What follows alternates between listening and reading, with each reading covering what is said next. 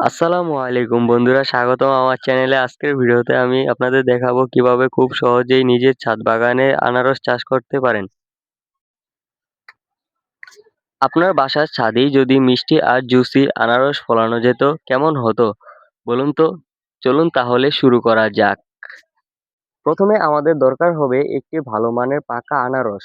আনারসের উপরের অংশ, যেটাকে আমরা ক্রাউন বলি, সেটি কেটে নিতে হবে।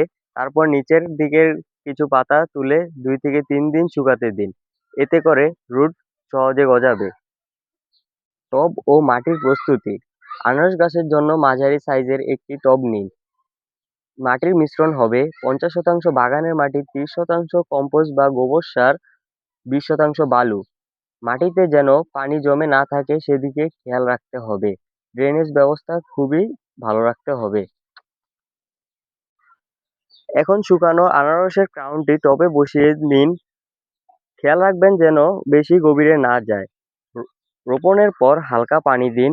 যত্ন ও পরিচর্যা। আনারস গাছ রোদ পছন্দ করে, তাই প্রতিদিন অন্তর ৫ থেকে ৬ ঘন্টা রোদে রাখুন। সপ্তাহে ২ থেকে ৩ বার পানি দিন। তবে অতিরিক্ত পানি দেবেন না। প্রতি মাসে একবার জৈব সার ব্যবহার করতে পারেন।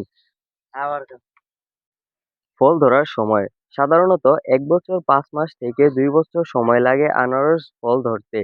ধৈর্য ধরুন, যত্ন নিন, একদিন আপনার গাছেই ফলবে সুস্বাদু আনারস। ভিডিওটি যদি ভালো লাগে লাইক, কমেন্ট এবং শেয়ার করতে ভুলবেন না।